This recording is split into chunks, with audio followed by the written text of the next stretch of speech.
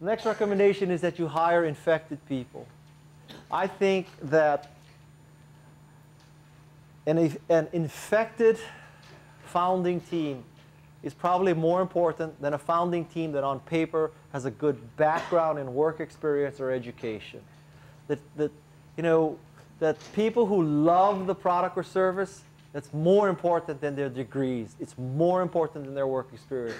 Focus on the people who love the product or service. This means fundamentally you ignore what's irrelevant. And in many cases, education and work experience is irrelevant. This is completely contrary to what most VCs will tell you. If you have VCs further on into this course, and if you ask them, well, what are you looking for? They're going to tell you, and I'll tell you that right now. You can skip that lecture. They're going to say, we want proven teams with proven technology and proven traction. In other words, we want people who have founded Cisco, won a Nobel Prize, and they're doing $50 million in revenue. That's an early stage deal for a VC today. All right?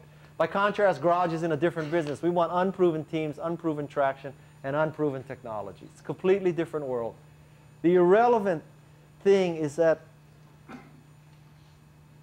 think about what an entrepreneur has to go through. So let's take what might seem very attractive to many venture capitalists. Let's say that on your founding team is someone who was a senior vice president at Microsoft. Most VCs would salivate at the thought. This is a proven executive. This executive has been with Microsoft for 10 years, has helped Microsoft grow, et cetera, et cetera. But if you peel the layers of the onion one level lower, you would see that that executive, during his or her career at Microsoft, had on average a war chest of $50 billion in Microsoft.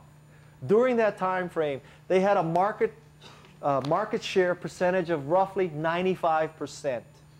During that person's tenure at Microsoft, that person's greatest fear was the antitrust division of the US Department of Justice. Now you're going to take that proven executive from Microsoft and stick them in a garage with $500,000, zero brand awareness, zero market share. I would make the case that that might not be the ideal hire for you. Okay? Now you may be wondering, why in the world are there diamond rings in this picture? It is because I am living proof of this theory. I graduated from Stanford in a psych degree, as I told you. I attended UC Davis Law School, and when you say you attended a school, it means you didn't finish. I attended 2 weeks, so I really, in fact, I never got started, actually.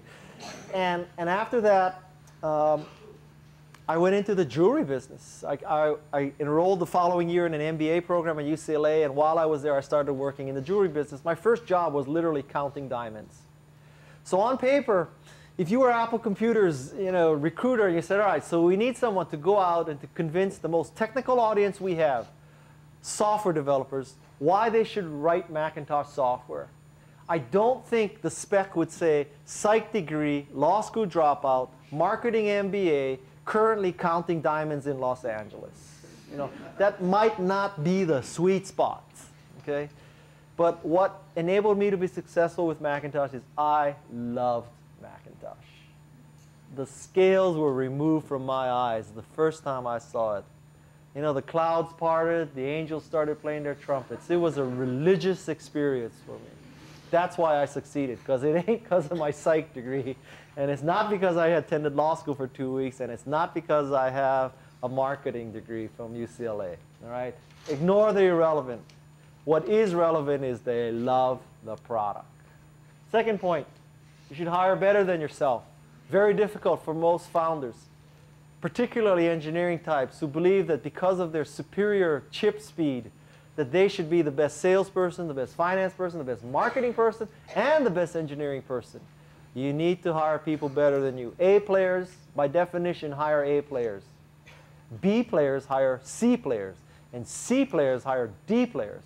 So pretty soon, you'll be surrounded by Z players. Okay? That's what's called the bozo explosion. And what follows the bozo explosion is the layoff. Okay? So avoid the bozo explosion. The third thing is to apply the Stanford Shopping Center test. The way this works is Suppose you're at Stanford Shopping Center. You see someone who's being recruited by your company, who's interviewing at your company. The distance between you and the person when you first see him or her is from me to the back of the room. That person up there has not yet seen me, but I have seen them, or him, or her. So at this point, I have this sort of choices. I can rush over and say, hi, how are you? I know you're interviewing. Can I tell you more about the company?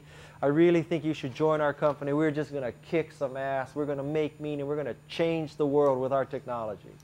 Or you can say, Stanford Shopping Center isn't that big. Maybe I'll bump into them. If I do, I'll say hello. If I don't, I won't say hello. The third reaction is I'm going to get in my car and go to Valco Shopping Center. Okay? If your reaction to the job candidate is not, I'm going to run over there and say hello to the person, don't hire the person. Because when you're creating a startup, it is a family. It is a dysfunctional family, honestly, but it is a family. If you don't feel the compulsion to run over there and say hello, it's probably not the right person.